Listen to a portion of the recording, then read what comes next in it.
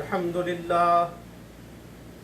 لله نحمده ونستعينه ونستغفره ونؤمن به ونتوكل عليه ونعوذ بالله من شرور أنفسنا ومن سيئات أعمالنا من يهده الله فلا مضل له ومن يضلله فلا هادي له ونشهد أن لا إله إلا الله وحده لا شريك له ونشهد أن محمدا عبده ورسوله أرسله بالحق بشيرا ونذيرا بين يدي الساعة من يطع الله ورسوله فقد رشد واهتدى ومن يعصهما فإنه قد غوى وإنه لا يضر إلا نفسه ولا يضر الله شيئا إن خير الحديث كتاب الله وخير الهدي هدي محمد صلى الله عليه وسلم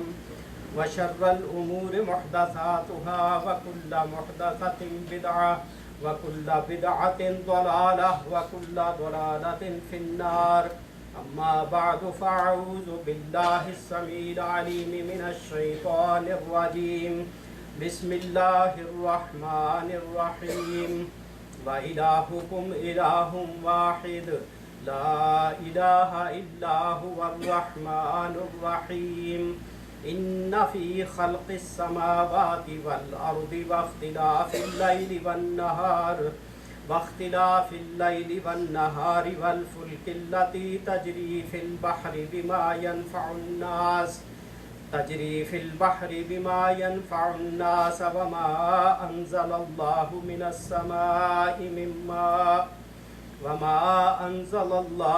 السماء من ماء فأحيا به الأرض بعد موتها وبث فيها من كل دابة وتصريف الرياح والسحاب المسخر بين السماء والأرض لآيات لقوم يعقلون صدق الله العظيم۔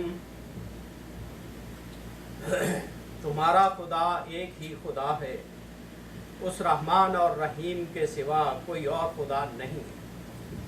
اس حقیقت کو پہچاننے کے لیے اگر کوئی نشانی اور علامت درکار ہے تو جو لوگ عقل سے کام لیتے ہیں ان کے لیے آسمانوں اور زمین کی ساخت میں، رات اور دن کے پہم ایک دوسرے کے بعد آنے میں، ان کشتیوں میں جو انسان کے نفع کی چیزیں لیے ہوئے دریاؤں اور سمندروں میں چلتی پھرتی ہیں، بارش کے اس پانی میں جسے اللہ اوپر سے برساتا ہے، پھر اس کے ذریعے سے مردہ زمین کو زندگی بخشتا ہے، اور اپنے اسی انتظام کی بدولت زمین میں ہر قسم کی جاندار مخلوق کو پھیلاتا ہے، ہواؤں کی گردش میں اور ان بادلوں میں جو آسمانوں اور زمین کے درمیان تابع فرمان بنا کر رکھے گئے ہیں، بے شمار نشانیاں ہیں۔ یہ سورہ البقرہ کی آیت 163 اور 64۔ پہلے یہ فرمایا کہ تمہارا خدا ایک ہی خدا ہے، اس کے سوا کوئی خدا ہے ہی نہیں۔ پھر اس خداوند عالم کے خدا ہونے پر اس کائنات سے دلیلیں پیش کی گئی کہ زمین و آسمان کی پیدائش کی طرف دیکھ لو، یہ کوئی انسان بنا سکتا ہے؟ اتنا بڑا آسمان بغیر کسی بیم کے، بغیر کسی ستون کے، اور اتنی بڑی زمین پانی کے اوپر ٹھہرائی ہوئی، اور یہ زمین جو ہے ڈاواڈول نہیں ہے۔ پانی کے اندر اگر آپ مٹی کا ڈھیلا رکھیں وہ فوراً ڈوب جائے گا اور ریزہ ریزہ ہو جائے گا وہ ڈھیلا، لیکن یہ اتنی بڑی زمین جو پانی پہ رکھی ہوئی ہے، یہ ریزہ ریزہ نہیں ہو رہی اور پانی میں نہیں ڈوب رہی ہے۔ یہ سب قدرت اللہ تعالیٰ کی، دن رات کا آنا جانا۔ اب کسی بھی سپر پاور دنیا کی جو کہلاتی ہیں، کسی کے بس میں ہے کہ دن کو رات بنا لے یا رات کو دن بنا لے؟ یہ صرف اللہ تعالیٰ ہی کی قدرت کاملہ ہے کہ وہ دن اور رات کو پیدا کرنے والا ہے، اور سمندروں کو مسخر کیا، دریاؤں کو مسخر کیا، جس پر بڑے بڑے شپ اور جہاز چلتے ہیں جو لوگوں کو نفع دینے والے ہیں، اب یہ بھی غور کر کے دیکھیں کہ پانی کے اوپر معمولی چیز رکھیں وہ ڈوبتی ہے، لیکن یہ منوں اور ٹنوں کے حساب سے وزن لے کے چلنے والے شپ یہ ڈوبتے نہیں، پانی کے اوپر تیرتے چلے جا رہے ہیں۔ یہ کس کی قدرت ہے؟ پانی کو اللہ تعالیٰ نے کس طرح اپنے حکم کے تحت رکھا ہے کہ جو شپ ہیں، جہاز ہیں، یہ ڈوبنے نہ پائیں۔ یہ صرف اللہ کی قدرت ہے۔ اور پھر زمین جو مردہ ہوتی ہے، بنجر ہو چکی ہوتی ہے، رویدگی ختم ہو چکی ہوتی ہے، اللہ تعالیٰ بادل اٹھاتا ہے اور وہاں پر پانی برساتا ہے اور زمین کے اندر جان آ جاتی ہے، اور اس سے پھر طرح طرح کے سبزے اگا کر اللہ تعالیٰ انسانوں کے رزق کا سامان پیدا کرتا ہے، جانوروں کے رزق کا سامان پیدا کرتا ہے۔ پھر ہواؤں کا چلنا، ہوا جو ہے کوئی دنیا کی سپر پاور اپنی مرضی سے ہواؤں کو نہ چلا سکتی ہے نہ ان کو ٹھہرا سکتی ہے۔ ہواؤں پر بھی کنٹرول صرف اللہ تعالیٰ کا ہے، بادلوں پر کنٹرول اللہ تعالیٰ کا ہے۔ یہ وہ نشانیاں ذکر کی گئی ہیں کہ جو بہت زیادہ علم رکھنے والوں کی سمجھ میں نہیں بلکہ بے علم لوگوں کی سمجھ میں بھی آنے والی ہے۔ بڑے بڑے سائنسدان اور فلسفی لوگ جو اپنی نظریات پیش کرتے ہیں وہ تو عام آدمی کی سمجھ میں نہیں آتے، لیکن یہ دلائل آپ اس آیت کو ذرا یوں دیکھیں کہ آسمان کی نیلی وسیع چھت، اس میں لٹکے ہوئے انگنت ستارے، چاند، سورج، پھر ان کا وقت مقرر پر طلوع و غروب جن میں ایک سیکنڈ کے برابر بھی فرق نہیں آتا ہے، ان کی گردش کے متعین راستے جن سے سرے منہ کبھی انحراف نہیں ہوا، زمین کا یہ کشادہ صحن، اس میں رواں دواں ندیاں، دریا، رات دن کی پہم گردش، ان کا گھٹنا پڑنا، بے کراں سمندروں کے سینوں پر مسافروں سے لدی ہوئی اور سامان سے بھری ہوئی کشتیوں اور جہازوں کا خرامہ خرامہ آنا جانا، گنگھور گھٹائیں اور ان کا موسلا دھار برسنا، پھر مردہ زمین کا دیکھتے دیکھتے سرسبز و شاداب ہو جانا، قرۂ ہوا میں بادلوں کا منڈلاتے پھرنا، کبھی برسنا اور کبھی برسنے سے ترساتے رہنا، آنے واحد میں ناپید ہو جانا، ایسی چیزیں نہیں ہیں جسے عالم تو جانتے ہوں اور بے علم نہ جانتے ہوں۔ یعنی ہر آدمی جس کو کوئی علم نہیں ہے وہ بھی اپنی آنکھوں کے سامنے یہ خدا کی قدرتوں کے نشانات کھلے ہوئے دیکھتا ہے۔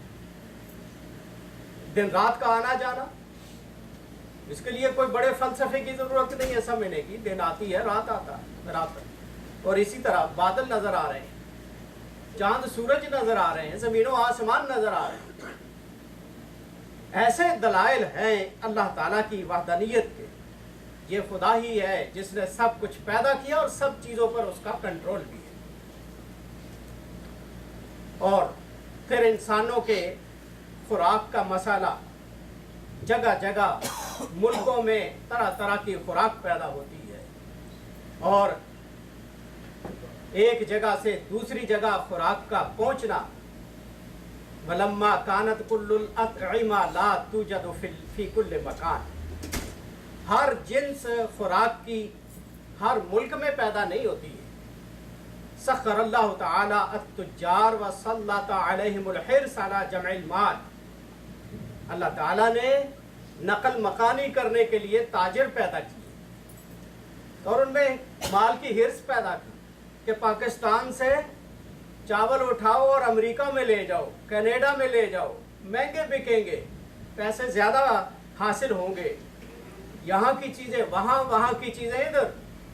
یہ تاجر لوگ اللہ نے پیدا کر دی تاکہ ایک جگہ کی خوراک دوسری جگہ پر پہنچنے کا انتظام ہو۔ اور بل یجمعون الاموال، یہ تاجر لوگ مال جمع کرتے ہیں۔ فَإِمَّا أَن تَغْرِقَ بِهَا السُّفُنُ أَوْ تَنْتَهِبُهَا قُطَّاعُ الطَّرِيقِ أَوْ يَمُوتُونَ فِي بَعْضِ الْبِلَادِ فَتَأْخُذُهَا السَّلَاطِينُ وَأَحْسَنُ أَحْوَالِهَا أَن يَأْخُذَهَا وَرَثَتُهُمْ وَهُمْ أَشَدُّ أَعْدَائِهِمْ لَوْ عَرَفُوا۔ پھر کتنا بڑا رسک لے کر تاجر لوگ اپنا مال ایک جگہ سے دوسری جگہ منتقل کرتے ہیں۔ یہ بھی انہیں خدشہ ہے کہ شپ سمندر کے اندر ڈوب نہ جائے، طوفان آ کے غرق نہ ہو جائے۔ یہ بھی خطرہ ہے ڈاکو نہ لوٹ لیں، اور یہ بھی خطرہ ہے کہ مال لے جاتے ہوئے راستے میں خود موت نہ آ جائے، لمبے سفر۔ لیکن وہ سارا کچھ رسک لے کر کرتے چلے جا رہے ہیں، اور یہ سارا خدا نے ہی ان لوگوں کے دلوں میں ڈالا ہے، اور ساری دنیا کے سامان کا، کھانے پینے کا، ضروری اشیاء کا تبادلہ ہوتا رہتا ہے۔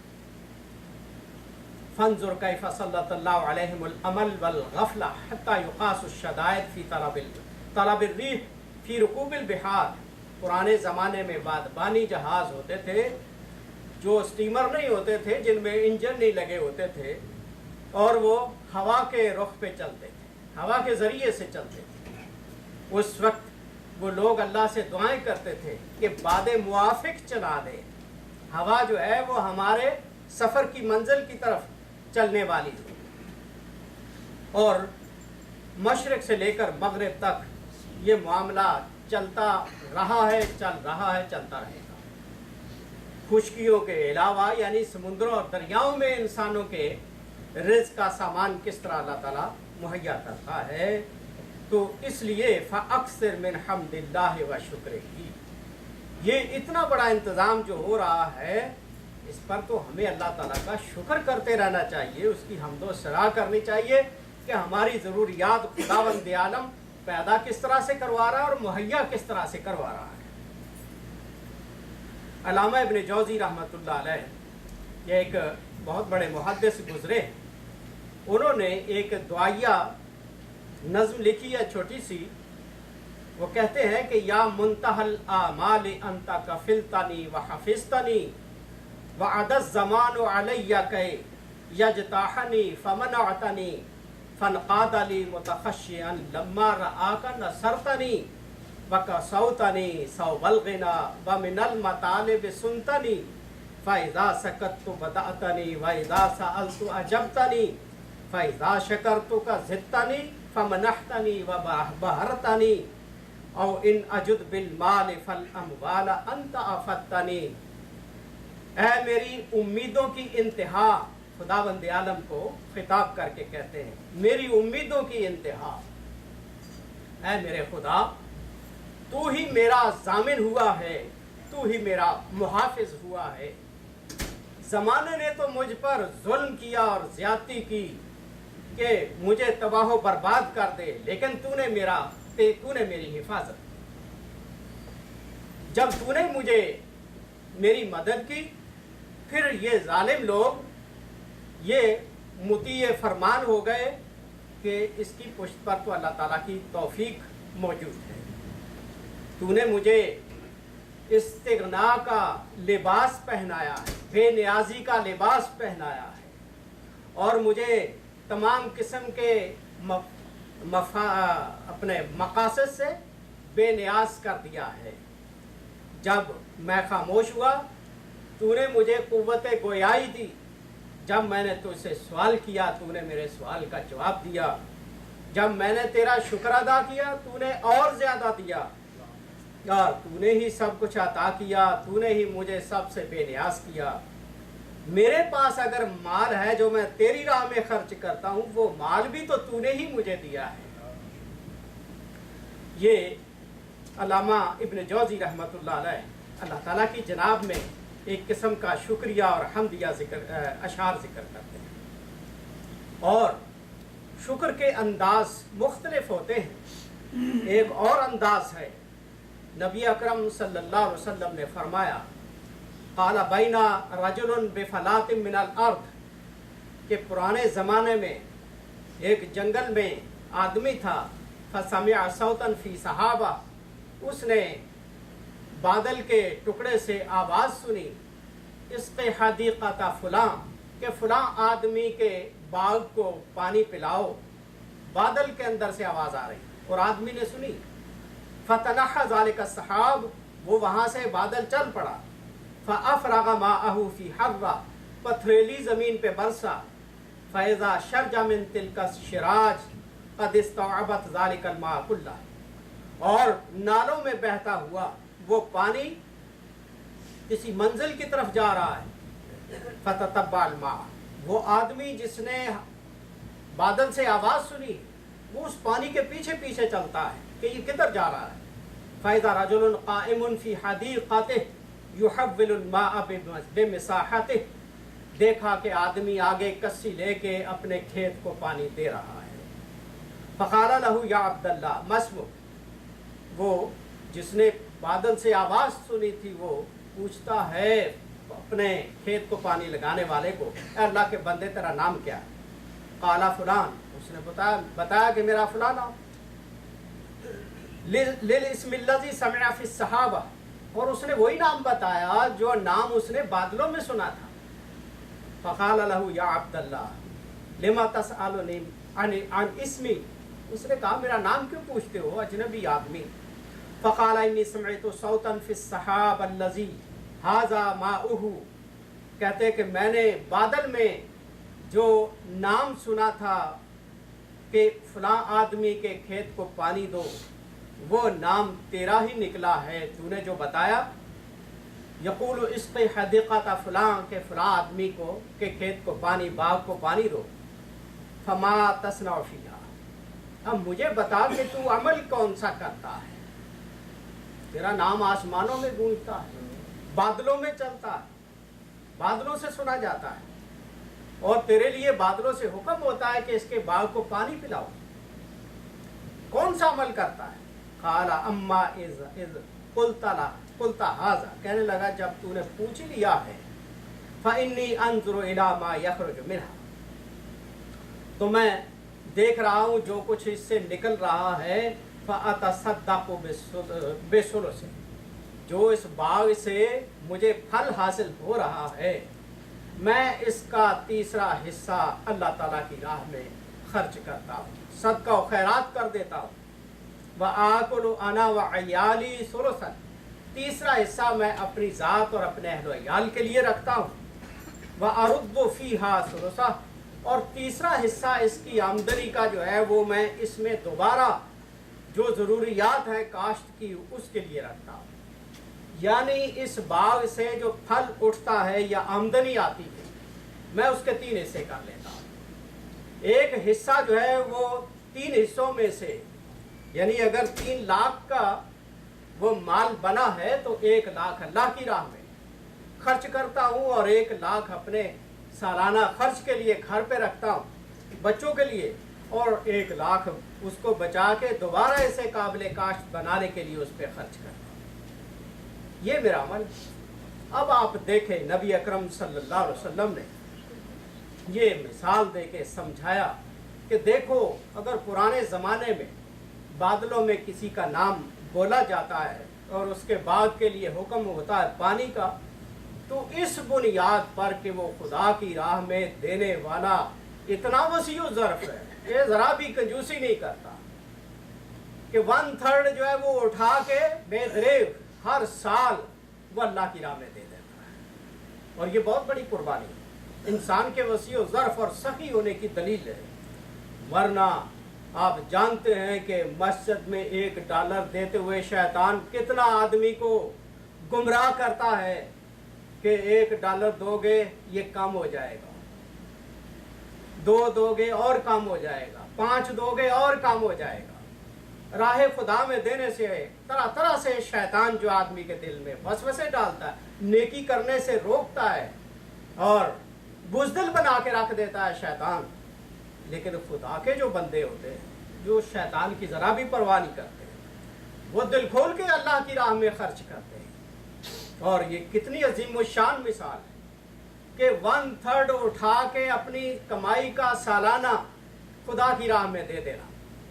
और ये इम्पॉसिबल नहीं है बल्कि ये पॉसिबल है आज भी। यानी ये सिर्फ उस ज़माने की मिसाल नहीं है, आज भी ज़िला साहिवाल में हमारे एक बुज़ुर्ग दोस्त जो पाकिस्तान बनने से पहले जिन्होंने BSc एग्रीकल्चर किया था अंग्रेज़ के ज़माने में, انہوں نے اپنے گاؤں میں وہ نمبردار ہوتے ہوئے باغ لگایا آم کا، اور انہوں نے مجھے تقریباً 75 یا 80 کے قریب یہ بات بتائی کہ میں بالکل اس آدمی کی طرح اس باغ کی آمدنی 3 حصے کرتا ہوں۔ 3 لاکھ کا مجھے ٹھیکہ ملتا ہے، 1 لاکھ میں اللہ کی راہ میں خرچ کرتا ہوں، 1 لاکھ میں اپنے ذاتی ضروریات کے لیے سالانہ رکھتا ہوں، اور 1 لاکھ دوبارہ اس کی سپرے اور دواؤں کے لیے رکھتا ہوں۔ کرنے والے آج بھی کرتے ہیں۔ یہ مثالیں یعنی کوئی پرانی فرسودہ اور ناقابل عمل نہیں ہے، آج بھی یہ قابل عمل ہے اگر کوئی کرنا چاہے۔ اور حقیقت یہ ہے جو 1/3 اپنی کمائی کا خدا کی راہ میں دیتا ہے، کیا خیال ہے کہ وہ کنگال ہو جائے گا، وہ گلیوں میں دھکے کھاتا پھرے گا، وہ در بدر ہو جائے گا؟ کبھی ایسا نہیں ہوتا۔ اللہ تعالیٰ اپنے ایسے حسین بندے کے حسین عمل کو دیکھ کر وہ اس کو اور زیادہ عطا کرتا ہے، کیونکہ اللہ نے وعدہ کیا ہوا ہے لَإِن شَكَرْتُمْ لَأَزِيدَنَّكُمْ، شکر کرو گے تو میں اور زیادہ دوں گا۔ اور یہ یعنی شکر کا ایک طریقہ ہے کہ آدمی یہ سوچ لے کہ 1/3 میں نے ہر حال میں اللہ کی راہ میں سالانہ آمدنی دے دینی، جہاں ضرورت ہے دینی ہے۔ اور اللہ کی راہ میں خرچ کرنے کے کتنے طریقے، کتنے ضرورت مند ہمارے ارد گرد بیٹھے ہوئے۔ ما من عبد الا وقد رزقه اللہ فی صورتہ واخلاقہ او صفاتہ او جاہہ او اہلہ او ولدہ او مسکنہ او بلدہ۔ اللہ تعالیٰ نے اپنے ہر بندے کو کوئی نہ کوئی نعمت عطا کی ہوئی ہے، کسی کو خوبصورت شکل بنایا ہے، کسی کے اخلاق اور کردار بڑے اچھے، کسی کی خوبیاں بڑی اچھی، کسی کو منصب اور مرتبہ عطا کیا ہوا ہے، کسی کو اہل و عیال نصیب کیا ہے، بچے دیے، ساری اللہ کی نعمتیں، گھر دیا ہے، کسی کو اپنے شہر کے اندر رہنے کی توفیق دوست احباب کے اندر دی ہے۔ لاؤ سلیبا ذالک منہ، اگر یہ ساری نعمتیں انسان سے چھین لی جائیں، وَأُعْطِيَ مَا خُصِّصَ بِهِ مِنْ ذَلِكَ غَيْرُ لَكَانَ لَا يَرْضَىٰ، اگر اللہ تعالیٰ یہ ساری نعمتیں جو انسانوں کو حاصل ہیں اور ہر آدمی کو حاصل، یہ چھین کر اس کی مرضی کے خلاف کوئی چیزیں عطا کر دے تو کوئی لینے کو تیار نہیں ہوگا۔ لیکن اللہ تعالیٰ کا فضل و کرم دیکھیے، ان اللہ تعالی جعلہ مؤمنا ولا کافرا۔ یہی غور کر کے دیکھ لیں کہ اللہ تعالیٰ نے ہمیں مومن پیدا کیا ہے، کافر پیدا نہیں کیا۔ یہ خداوند عالم کی بہت بڑی نعمت ہے۔ ہندو کے گھر پیدا ہوتے تو ہندو رہ جاتے، سکھ کے گھر پیدا ہوتے تو سکھ رہ جاتے، عیسائی یہودی کے گھر پیدا ہوتے تو وہی رہ جاتے۔ اس لیے کہ اتنی توفیق انسانوں میں بہت کم ہے کہ وہ ریسرچ کی بنیاد پر، ذاتی تحقیقات کی بنیاد پر وہ مذہب کا چوائس کر سکے۔ فرصت ہی نہیں ملتی دنیاوی معاملات سے، لیکن کسی کو اللہ تعالیٰ دیتا ہے توفیق۔ آپ دیکھ رہے ہیں کہ سینکڑوں ہزاروں غیر مسلم پڑھے لکھے سائنسدان، مفکر لوگ، فلسفی، وہ اسلام قبول کر رہے ہیں، وہ ریسرچ کی بنیاد پر کر رہے ہیں، اور ہم تو اتفاقی طور پر کسی مسلمان کے گھر میں پیدا ہو گئے ہیں، ہم نے اپنی جد و جہد سے اسلام کو قبول نہیں کیا ہے۔ یہ خداوند عالم کا خاص فضل و کرم اور اس کی نعمت ہے کہ ہم مسلمان پیدا کیا ہے۔ وحیًّا ولا میتا، ہمیں زندگی عطا کی ہے، ہمیں مردہ پیدا نہیں کیا۔ بعض بچے مرے ہوئے پیدا ہوتے ہیں، ہمیں ان میں سے نہیں بنایا، یہ تھوڑی بڑی نعمت ہے۔ وَإِنسَانًا لَا بَهِیمَةً، پھر خداوند عالم نے ہمیں انسان بنایا ہے، جانور نہیں بنایا۔ وہ ہمیں کتا بنا دیتا تو ہم کیا کر سکتے تھے، وہ ہمیں سانپ بنا دیتا تو ہم کیا کر سکتے تھے۔ خداوند عالم کا خاص فضل و کرم ہے کہ اپنی مخلوقات میں سے بہترین مخلوق میں انسان کو پیدا کیا، وَصَحِيحًا لَا مَرِيضًا، اور اس کو صحت مند پیدا کیا ہے، بیمار پیدا نہیں کیا۔ بعض بچے پیدائشی بیمار ہیں، اندھے ہیں پیدائشی طور پہ، گونگے ہیں پیدائشی طور پہ، کیا کر سکتے ہیں؟ خدا نے ہمیں آنکھیں دیکھنے کے لیے دی، اس کی بڑی نعمت۔ زبان بولنے کے لیے دی، کان سننے کے لیے دیے، دماغ سوچنے کے لیے دیا، ہاتھ پاؤں چلنے پھرنے پکڑنے کے لیے عطا کیے. یہ اس کا خاص فضل و کرم ہے، یہ معمولی نعمتیں نہیں ہیں جو ہم لیے پھرتے. وَعَاقِلًا لَا مَجْنُونًا، اور ہمیں عقل و تمیز اور شعور عطا کیا، ہمیں مجنون اور پاگل نہیں پیدا کیا. بعض لوگ آپ دیکھتے ہیں بچے پیدا ہوتا ہے اس بیچارے کا دماغ ہی کام نہیں کرتا، ڈس ایبل پیدا ہوتا ہے دماغی طور. وسلیم اللہ معیبن، صحیح سلامت پیدا کیا، ہمارے بازو سلامت، ہماری ٹانگیں سلامت. بعض بچے ایسے پیدا ہوتے ہیں ٹانگیں نہیں، بازو نہیں، ادھورا جسم، نامکمل اور ناقص جسم پیدا کر دیا گیا. اتنا کچھ اللہ تعالیٰ نے تمام عیبوں سے پاک رکھا اور ہماری تخلیق کی.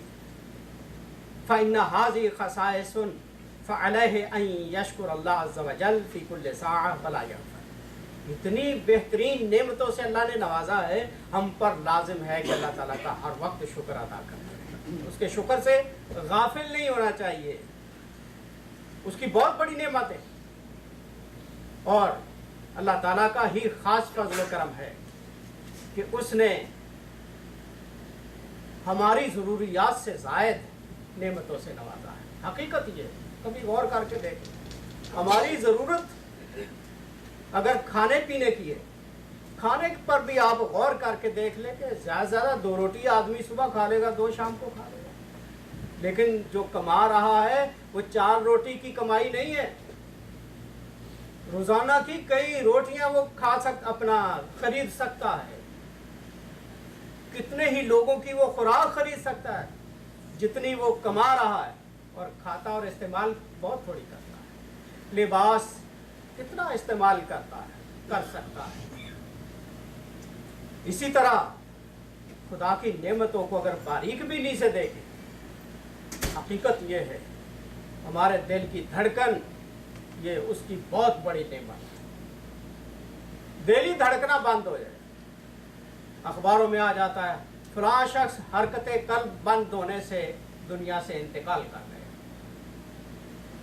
اس لیے دل کی دھڑکنیں خدا کی نعمت، نبضوں کا چلنا خدا کی نعمت، جسم کے اندر خون کا گردش کرنا خدا کی نعمت، بے شمار نعمتیں. اور ایک ایک ہمارے جسم کا جوڑ اپنے اپنے مقام پر جو ڈیوٹی دے رہا ہے، یہ اس کی خاص فضل و کرم اور اس کی بہت بڑی نعمت ہے. اتنا کچھ پانے کے بعد پھر بھی دنیا خودکشیاں کر رہی ہے کہ ہمارے پاس یہ نہیں ہے. حقیقت یہ جتنے خودکشی کرنے والے کم ظرف، ایمان سے خالی، کبھی یہ اپنے آباء و اجداد کی زندگی پہ غور کر کے دیکھیں. وہ ان سے زیادہ تنگ دست تھے لیکن وہ کبھی بے صبرے نہیں ہوئے. آج بے صبری کے عالم میں حسد کے مارے ہوئے کہ فلاں شخص کے پاس یہ چیزیں میرے پاس نہیں. یعنی بنیادی ضروریات جو کھانا، لباس اور رہائش ہے، یہ تو اللہ تعالیٰ نے ہر بندے کا ذمہ اپنے سر لیا ہوا ہے.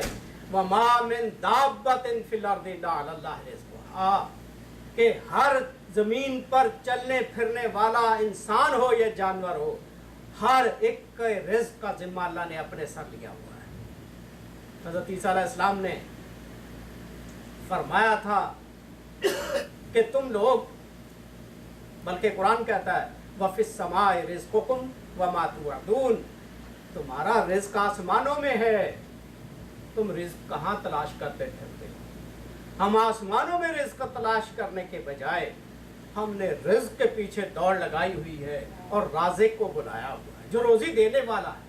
روزی کے پیچھے بھاگ رہے ہیں جو روزی دینے والا ہے. کسی کا کوئی کمال نہیں ہے کہ ہم اپنا اس طرح سے وجود پاتے، اس طرح سے صحت پاتے، اس طرح سے پروان چڑھتے. یہ سب اللہ کا فضل ہے جو کچھ اس نے ہمیں عطا کیا ہے. تو اس پر ہمیں جتنا ہو سکے خداوند عالم کا شکر ادا کرتے رہنا چاہیے جس نے اتنی نعمتوں سے نوازا ہے. اور اس کے شکر کا ایک تو یہ زبانی طریقہ ہے، بلکہ امام غزالی کا وہ قول کہ شکر کے بے شمار طریقے ہیں، ان میں سے یہ بھی ہے ان شکر العینین ان تستر کل عیب تراہ لمسلم، کہ آنکھوں کا شکریہ یہ ہے کہ آدمی مسلمان جب کسی مسلمان کا عیب دیکھے اس پہ پردہ ڈال دے، اس لیے نہ دیکھے کہ اس کو اچھالنا ہے اور اسے نشر کرنا ہے، بلکہ آنکھوں کا شکر یہ ہے کہ کسی مسلمان کا عیب دیکھ کر اس پہ پردہ ڈالو۔ بشکر الاذنین ان تستر کل عیب تسمع فیہ، اور کانوں کا شکر یہ ہے کہ کسی کی برائی سنے تو اس پر پردہ ڈال دے، اس کو انسنی کر دے اور آگے نہ پھیلاتا پھرے۔ ایک ایک جسم کے جوڑ کے شکر کا انداز مختلف ہے۔ مالدار کا شکر یہ ہے کہ وہ اپنے مال سے حقداروں کا حق ادا کرے۔ علم والے کا شکر یہ ہے کہ وہ اپنے علم کو دوسروں تک پھیلائے۔ ہر آدمی کے پاس جو نعمت ہے اس کو جب حقداروں تک پہنچائے گا تو وہ شکریہ ادا ہوتا جائے گا۔ اللہ تعالی ہمیں اس اہل بنا دے کہ ہم اس کے شکر گزار بندے بنیں اور اس کی بنیاد پر آخرت میں سرخرو ہو۔ وآخر دعوانا ان الحمدللہ رب العالمین۔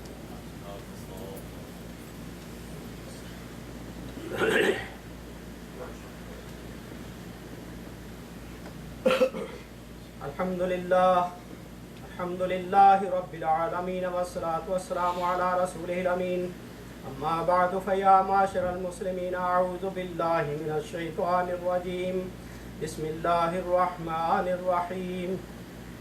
قال اللہ تعالی فی کلامہ الکریم، ان اللہ وملائکتہ یصلون علی النبی یا ایہا الذین آمنوا صلوا علیہ وسلموا تسلیما۔